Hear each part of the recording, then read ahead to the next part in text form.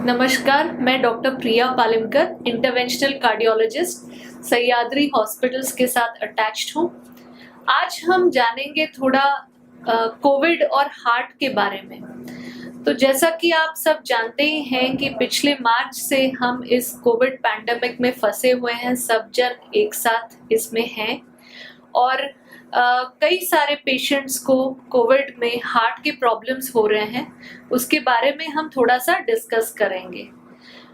तो ऑलमोस्ट जो है 80% लोग जिनको कोविड होता है उनको माइल्ड टू मॉडरेट डिजीज होता है और 5% जो होते हैं वो बहुत ही क्रिटिकल हो जाते हैं। बाकी अबाउट 15% जो लोग रहते हैं उनको सिवियर फॉर्म ऑफ डिजीज होता है। अब ये सब लोगों को कोविड रिलेटेड हार्ट के प्रॉब्लम्स होंगे ऐसा कंपलसरी नहीं है। कुछ लोगों को हो सकता है, ऑलमोस्ट ऐसा देखा गया है कि जो लोग हॉस्पिटलाइज हो जाते हैं उनमें से 25% लोगों को हार्ट रिलेटेड कोई ना कोई इशू होता है।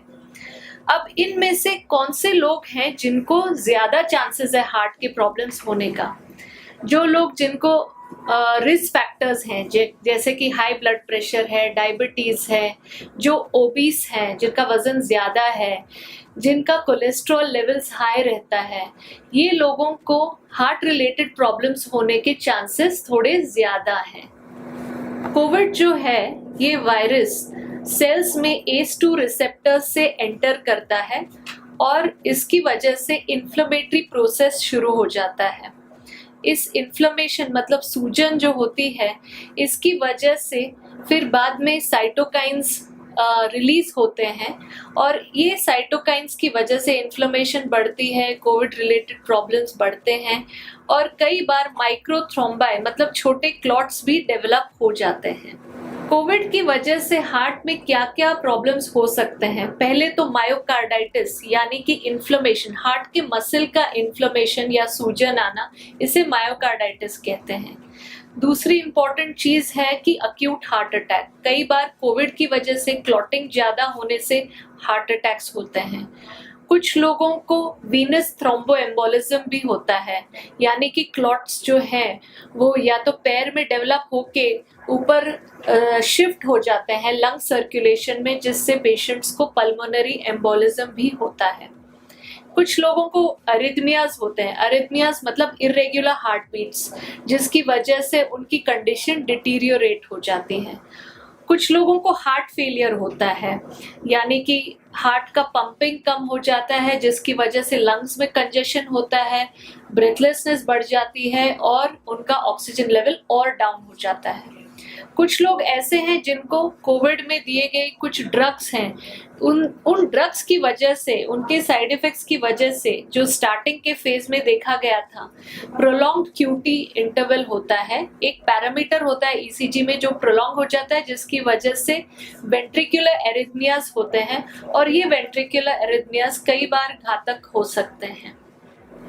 मायोकार्डाइटिस यानी कि जो इन्फ्लेमेशन हार्ट के मसल सेल्स में होता है, उसमें क्या होता है कि बेसिकली ये इन्फेक्शन जो वायरस इन्फेक्ट करता है सेल्स को, उसकी वजह से हो सकता है।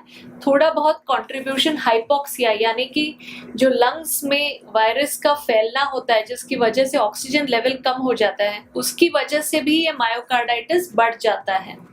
इसमें ECG में जो है हार्ट अटैक के पहले के जो चेंजेस आते हैं उस तरीके के चेंजेस दिखते हैं कई बार, और जब 2D इको किया जाता है तो कई बार नॉर्मल आता है और कई बार ओवरऑल हार्ट का पंपिंग कम नजर आता है। अगर ये जो कंडीशन है प्रोलॉन्ग हो जाए, लॉन्ग ड्यूरेशन तक चले, तो हम इसके लिए कार्डियक MRI करके भी देख सकते हैं कि इनका कितना इफेक्ट हुआ है हार्ट मसल सेल्स पे।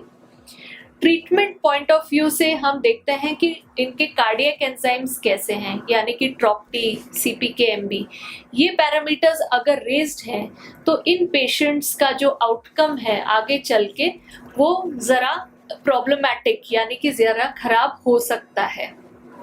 कुछ लोग होते हैं जो अक्यूट हार्ट अटैक के लक्षण लेके आते हैं। ईसीजी में भी फ्रैंक हार्ट अटैक जैसे चेंजेस दिखते हैं।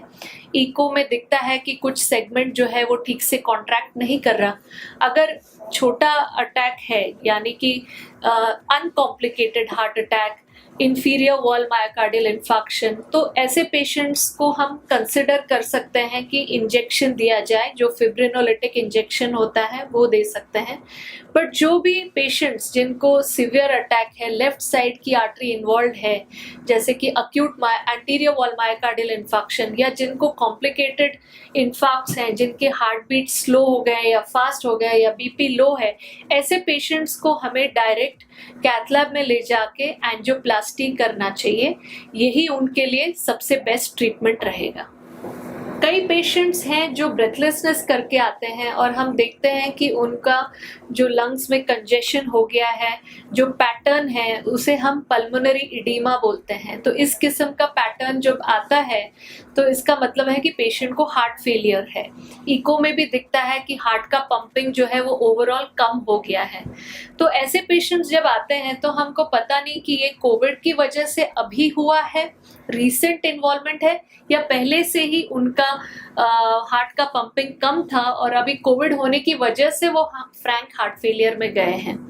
तो ये चाहे कारण जो भी हो, ट्रीटमेंट तो वही लाइन से होगी, हार्ट फेलियर की ट्रीटमेंट होगी। लेकिन अगर उनका पहले का पुराना कोई ईसीजी या डॉक्यूमेंट्स हो तो उससे हमको थोड़ा आइडिया आता है कि ये अक्यूट है या ये पहले से है। बट डेफिनेटली जिन लोगों को पहले से भी हार्ट का पंपिंग लो है, उनको कोविड इन्फेक्शन की वजह से they go into heart failure more easily. Irregular heart beats जिसे डिसअरिथमियाज बोलते हैं, वो कई अलग प्रकार के हो सकते हैं। कुछ लोगों को सिर्फ फास्ट हार्ट बीट होते हैं जिनको साइनस टैकिकार्डिया बोलते हैं। ये फीवर की वजह से होता है, इन्फ्लेमेशन जो कोविड में आता है उसकी वजह से हो सकता है, हाइपोक्सिया यानी कि लो ऑक्सीजन लेवल की वजह से हो सकता है, या एंग्जाइटी मतलब डरना इसकी वजह से भी हो सकता है। तो इसे अकॉर्डिंगली हम ट्रीट करते हैं। कुछ लोगों को वेंट्रिकुलर एरिथमियाज, जैसे कि मैंने अभी पहले ही बोला था, वेंट्रिकुलर एरिथमियाज होते हैं, तो इन लोगों को ज़्यादा अग्रेसिव ट्रीटमेंट, मेडिसिन या डीसी शॉक वगैरह की ज़रूरत पड़ सकती है। कुछ लोगों को वीनस थ्रोम्बोएम्बोलिज्म होता है। अब वीनस थ्रोम्बोएम्बोलिज्म मतलब क्या, कि जो इन्फ्लेमेशन हो रहा है, जो पूरे बॉडी की आर्टरीज और वेन्स में जो इन्फ्लेमेशन हो रहा है, इसकी वजह से क्लॉटिंग डेवलप हो जाती है। जब वेन्स में क्लॉटिंग होती है तो क्लॉट्स जो डेवलप होते हैं वो ऊपर चढ़ के लंग सर्कुलेशन में जब ब्लॉक कर देते हैं तो उसकी वजह से पल्मोनरी एम्बोलिज्म होता है, और इसकी वजह से कई बार सडन कार्डियक डेथ भी हो गई है। कई बार ऐसा देखा गया है कि पेशेंट ठीक हो रहे हैं और अभी हम सोच रहे हैं कि वो डिस्चार्ज करेंगे, एंड जब वो चलते हैं, कहीं बाथरूम जाते हैं और वहाँ सडनली कोलैप्स होके उनकी सडन डेथ हो जाती है। तो pulmonary embolism is a very important cause for such sudden deaths. आजकल देखा गया है कि कई लोगों को लिंगरिंग कोविड होता है, या लॉन्ग कोविड सिंड्रोम जो बोलते हैं। मतलब कोविड जैसे हमको लगता है कि 15 दिन में कम हो जाएगा और ख़त्म हो जाता है, ऐसा नहीं होता, बल्कि उनके इन्फ्लेमेटरी मार्कर्स जो ब्लड मार्कर्स हैं, जैसे कि सीआरपी, फेरिटिन, डी डाइमर, ये कई हफ्तों तक हाई रहता है। तो कई बार 1 महीने तक हाई रहता है, कुछ लोगों का 3 महीने तक भी हाई रहता है। इसका मतलब थोड़ा लो ग्रेड वायरीमिया वो पेशेंट्स के बॉडी में अभी भी चल रहा है। तो ऐसे पेशेंट्स को और ज़्यादा निगरानी की ज़रूरत है, और उन्हें ऑक्सीजन लेवल कंटिन्यूसली चेक करना चाहिए और उनके डॉक्टर के टच में रहना चाहिए। कई बार ऐसे लगता है कि कोविड अभी ठीक हो गया, पेशेंट डिस्चार्ज हो गया, और 2-3 हफ्ते के बाद फिर से उनको फीवर आने लग गया। तो ऐसा पोस्ट कोविड इन्फ्लेमेटरी सिंड्रोम भी पाया गया है, जिसकी वजह से कई बार पेशेंट को फिर से दोबारा एडमिट करना पड़ता है, दोबारा उनकी ट्रीटमेंट करनी पड़ती है। तो ये सब परम्यूटेशंस एंड कॉम्बिनेशंस देखे गए हैं। कई बार रिलैप्स हो जाते हैं। तो पेशेंट्स को इवन इफ जो अक्यूट स्टेज है वो कम हो गया है, फिर भी उनको सतर्क रहना है। आई थिंक 3 महीने तक थोड़ा सा अपना सेहत संभालना है और बीच बीच में ऑक्सीजन लेवल जो है वो चेक करते रहना चाहिए। पोस्ट कोविड पेशेंट्स जब क्लिनिक में आते हैं 1 महीने के बाद या कुछ 3-4 हफ्तों के बाद, हम देखते हैं कि कई लोगों को हार्ट रेट ज़्यादा रहता है। तो ये हार्ट रेट ज़्यादा या तो मायोकार्डाइटिस की वजह से हो सकता है या उनके पोस्ट कोविड लिंगरिंग सिंड्रोम की वजह से हो सकता है या कई बार एंजाइटी की वजह से भी हो सकता है। तो इसको प्रॉपर ट्रीटमेंट देना ज़रूरी है। ऐसा नहीं है कि वो सिर्फ डर की वजह से है, उसका कुछ कारण हो सकता है जिसको ठीक तरीके से इन्वेस्टिगेट करना चाहिए। कई सारे लोग हैं जिनको कोविड होने के बाद ब्लड प्रेशर डेवलप हो गया है, हाई बीपी रह रहा है और उनको बीपी की मेडिसिन अभी हमको इनिशिएट करनी पड़ रही हैं। हो सकता है कि वो पहले से ही उनको प्रीडिस्पोजिंग फैक्टर्स हो हाई ब्लड प्रेशर डेवलप होने के लिए, और कोविड के दौरान जो स्टेरॉइड्स यूज़ किए गए हैं और जो मेडिसिन प्लस जो उनका एंजाइटी लेवल है, ये सब चीज़ें कंपाउंड करके उनको अभी हाइपरटेंशन डेवलप हो गया है। तो इसका ट्रीटमेंट भी अकॉर्डिंगली करना पड़ता है। कुछ लोग हैं जिनको चेस्ट पेन होता है, वेक चेस्ट पेन्स अलग अलग जगह पे बोलते रहते हैं, या तो ये मस्कुलर पेन्स हो सकते हैं या पोस्ट कोविड लिंगरिंग सिम्टम्स हो सकते हैं या कई बार जस्ट बीपी बढ़ने की वजह से भी हो सकते हैं। तो इस हिसाब से उनको ट्रीटमेंट करना पड़ेगा। कुछ लोग ऐसे भी होते हैं जो कोविड होके 1 महीना हो गया फिर भी ब्रेथलेसनेस करके आते हैं। तो पहले तो उनका ईसीजी करना चाहिए, इको करके देखना चाहिए हार्ट का पंपिंग ठीक है या ओवरऑल थोड़ा सा डिप्रेस तो नहीं हो गया है।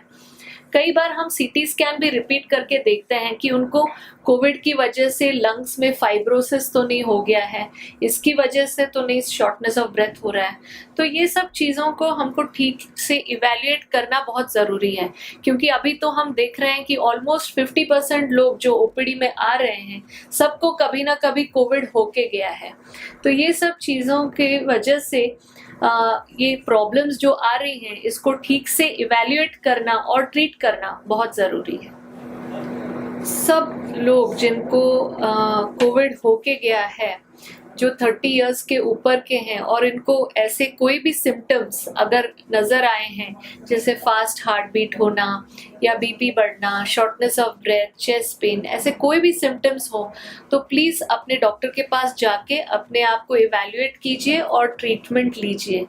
एंड सब लोगों ने अभी हार्ट हेल्दी लाइफस्टाइल चेंजेस करना ज़रूरी है, यानी कि अपने डाइट में कंट्रोल रखना, हाई प्रोटीन लो कार्बोहाइड्रेट डाइट लेना, ज़्यादा फैटी चीज़ें अवॉइड करना, रेगुलर एक्सरसाइज करना और रेगुलर मेडिसिन्स लेना, ये सबसे ज़रूरी है। अगर आपको इसके बारे में कोई भी डाउट्स हैं या क्वेश्चंस हैं तो आप प्लीज़ संपर्क कीजिए और हम आपके प्रश्नों का उत्तर ज़रूर देंगे।